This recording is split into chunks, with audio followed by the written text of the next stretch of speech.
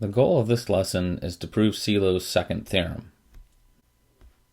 We begin by defining a new equivalence relation.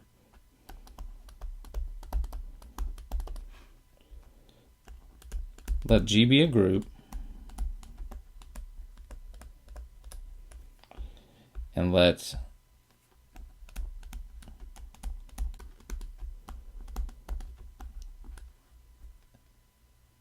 A and B be subgroups of G.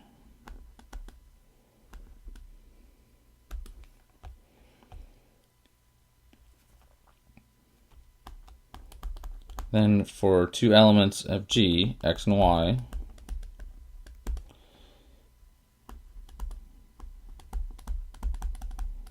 define the following relation.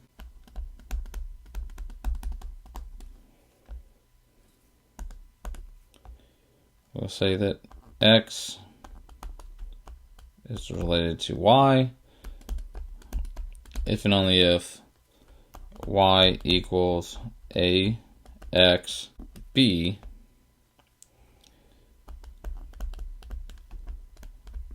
for some A in A and some element B in B. So if I can write Y as an element of A times X times an element of B, then we say that X is related to Y.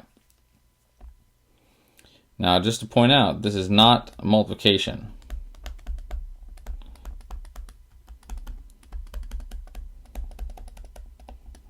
So for this is actually the element X which is an element of G. So this is not A times B, this is A, X, B. So we will use this relation in order to prove Sylow's second theorem. And it is a fact that this is actually an equivalence relation.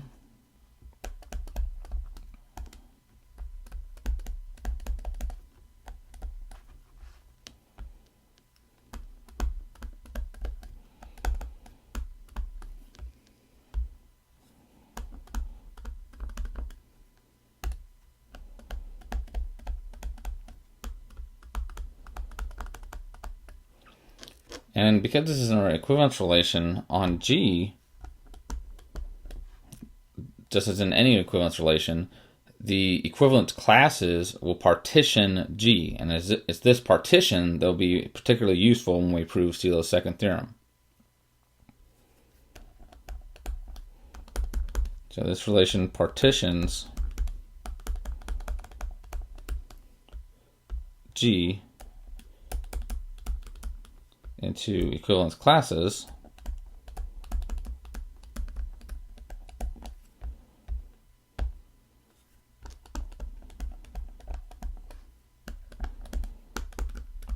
of the form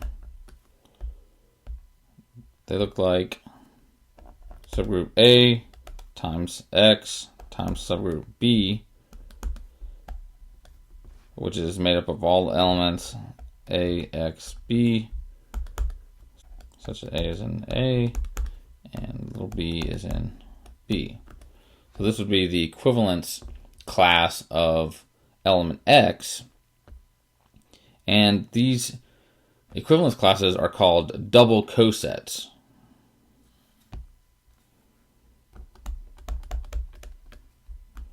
This is called a double coset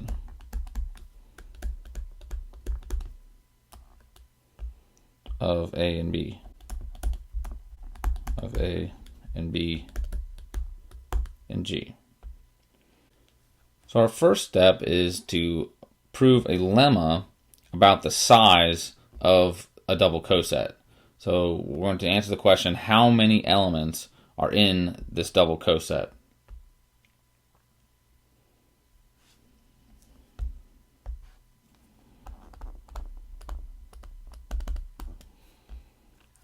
So if A and B are finite subgroups,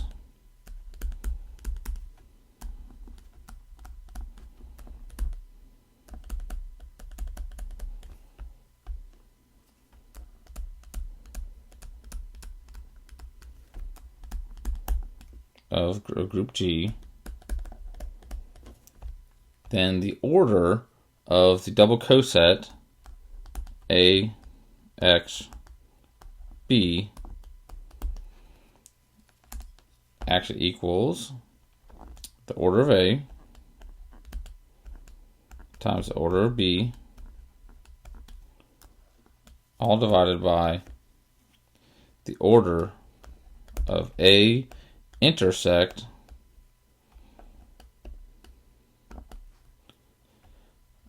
the conjugate of B by X. So that's the coset X, B, X inverse.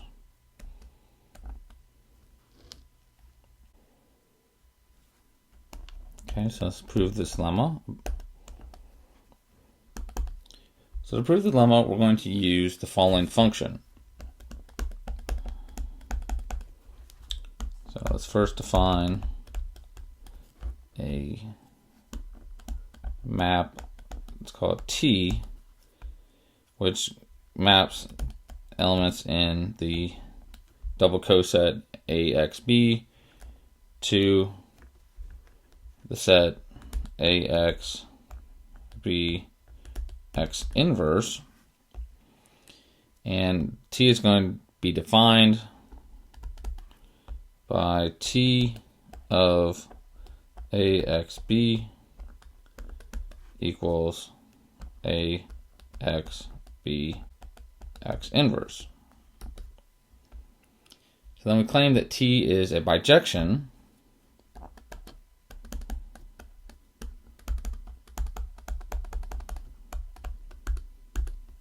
So to see this, let's show that T is 1 to 1. If we assume that T of AXB equals T of CXD, then that implies that AXBX inverse equals CXD X inverse, and then by right cancellation of X inverse, we obtain the equation AXB equals CXD. Thus, T is 1 to 1. Now to show that T is onto, let AX be X inverse be an element of the set AX be X inverse. Then basically just by the definition of T, it's onto. So then T of AXB will equal AXB X inverse. So I've shown that T is a bijection, and so therefore the domain and the codomain have the same order. So since T is a bijection, we can conclude that the order of AXB equals the order of AX B X inverse.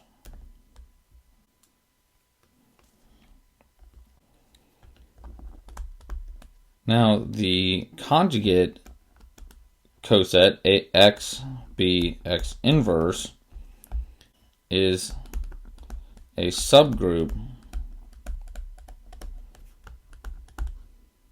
of G. This follows because B is a subgroup of G. And it has the same order as the subgroup B.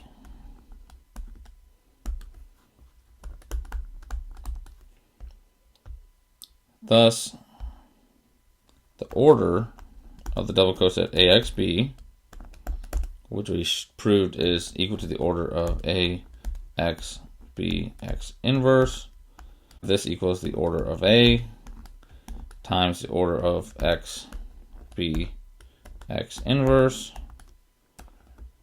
all divided by the order of A intersect X, B, X inverse. And finally, since the conjugate X, B, X inverse has the same order of B, we obtain our desired formula. So this equals the order of A times the order of B, all divided by the order of A intersect X, B, X inverse.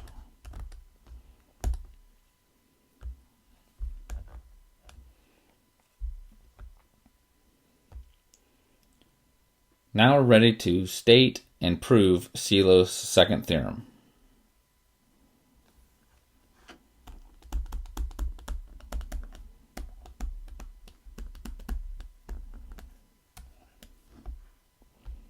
If G is a finite group,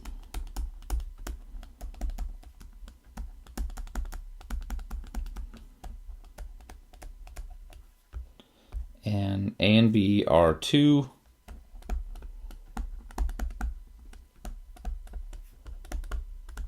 Sylow P subgroups of G,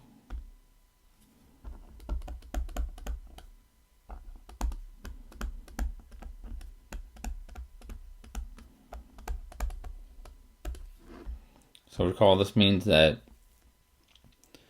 A and B both have prime power order P to the power n, and not only that makes it a P subgroup, but since it's a Sylow P subgroup, the order of A and B equals the largest power of P that divides the order of the group G. Then Sylow's second theorem tells us that A and B are conjugate.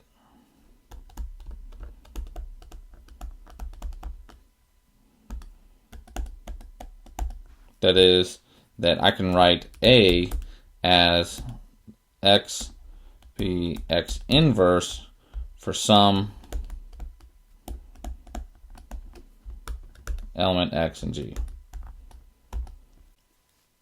So Sylow's second theorem states that any two Sylow P subgroups of G are conjugate. Now we give the proof.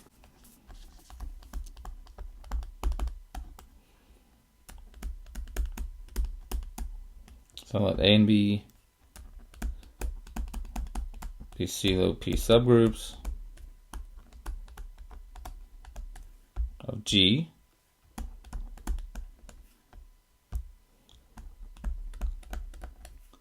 where the order of G equals P to the n times m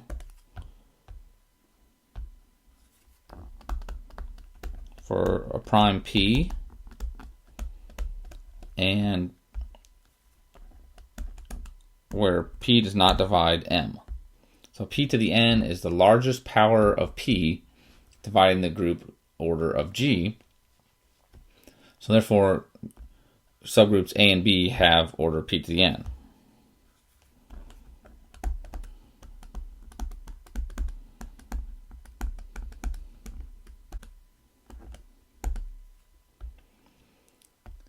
So now we're going to begin by writing G as a disjoint union of double cosets. So since the double cosets partition group G, we can decompose G into double cosets.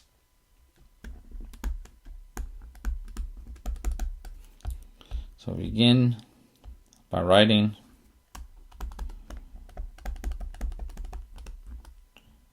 G as a disjoint union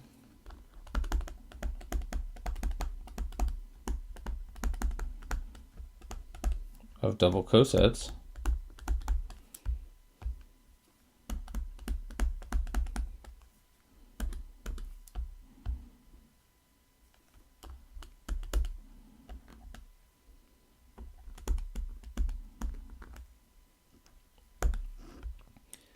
Then, by the previous lemma,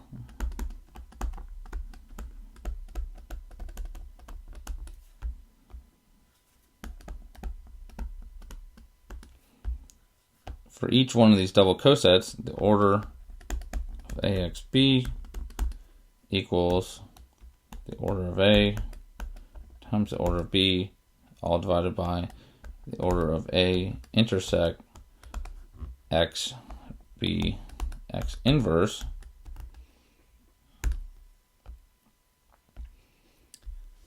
So let's suppose for a contradiction that A and B are not conjugate. We have two Sylow P subgroups which are not conjugate. So suppose for a contradiction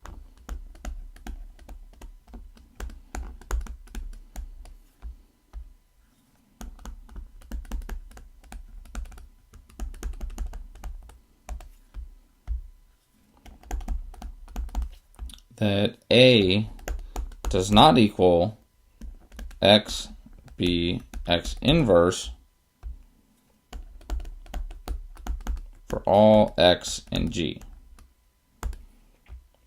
So let's suppose A and B are not conjugate. Then A intersect X, B, X inverse is a subgroup of A, and so therefore the order of this subgroup must divide P to the N. So the order of this subgroup must be equal to P to the K, where K must be less than N. Because if the intersection was equal to P to the power N, then A and B would both be conjugate. And this is true for all elements X and G.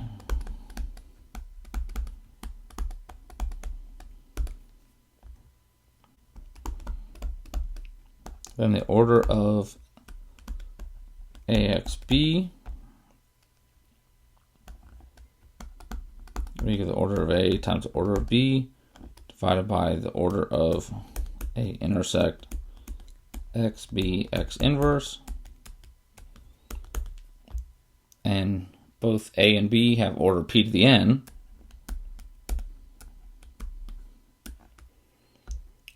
And the denominator has order P to the K.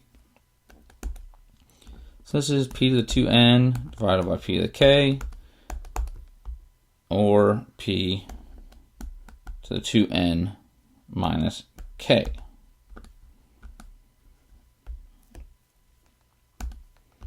Now we said that K is less than N. So 2N minus K, this exponent of P, would be greater than 2N minus N, because K is less than N, but 2N minus N is N. So we see that this power of P, P to the 2N minus K, must be at least equal to P to the N plus 1, because this exponent is bigger than N.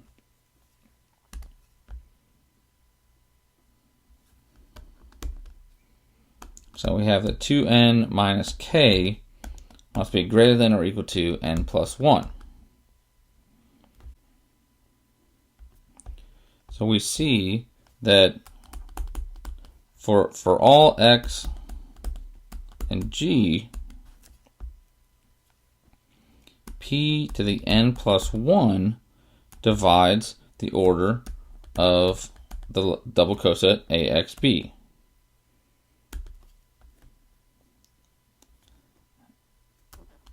And since we can write the order of G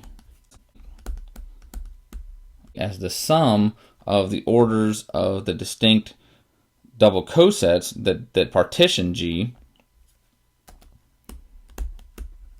and we know that P to the N plus 1 divides each of the order of each of these double cosets, we get that P to the N plus 1 divides the order of G, which is a contradiction.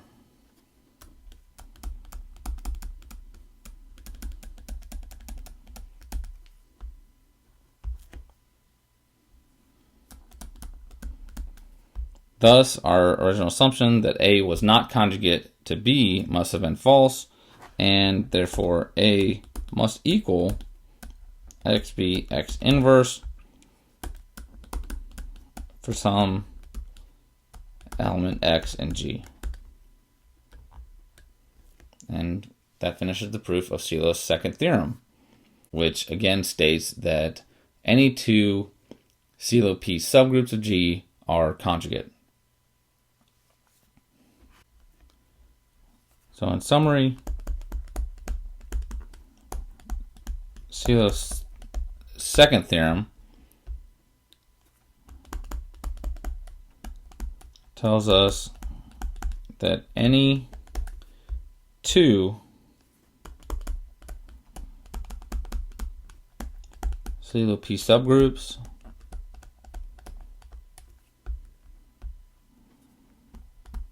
are conjugate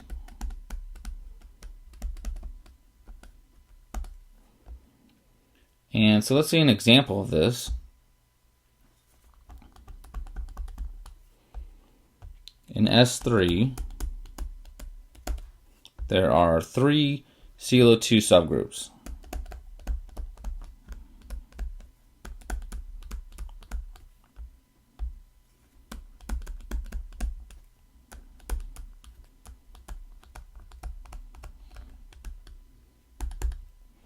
So since the order of S3 is 6, the highest power of 2 that divides 6 is just 2 to the first power. So any subgroup of order 2 would be a Sylow 2 subgroup. These are the three. So the identity and 1, 2. The identity and 1, 3. And the identity and 2, 3. So by Sylow's second theorem, so we should be able to write any of these subgroups as a conjugate of the other two.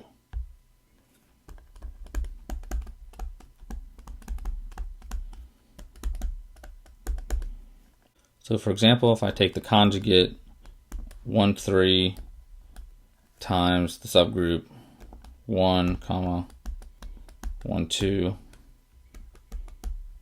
and then 1, 3 inverse, and note that the inverse of 1, 3 is just 1, 3.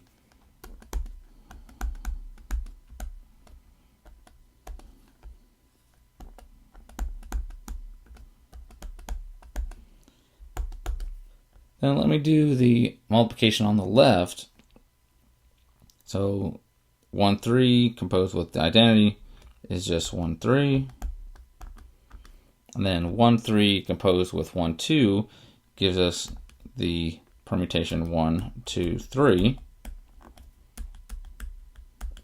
And now if I compose on the right, I have 1, 3, and 1, 3 gives me the identity. Then the permutation 1, 2, 3, 1, 3 gives the permutation 2, 3.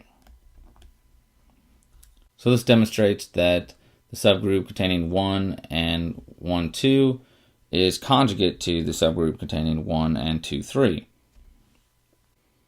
Without working out the details, you can check for yourself that 2, 3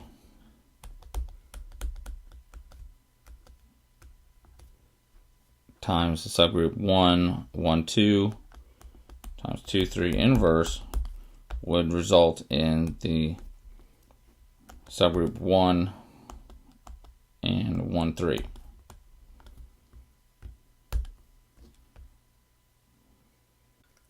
So now that we know that any two Sylow P subgroups are conjugate, this actually gives us a way to count how many Sylow P subgroups there are in a given group G. And this is the focus of our next lesson, which will lead to the proof of Sylow's third theorem.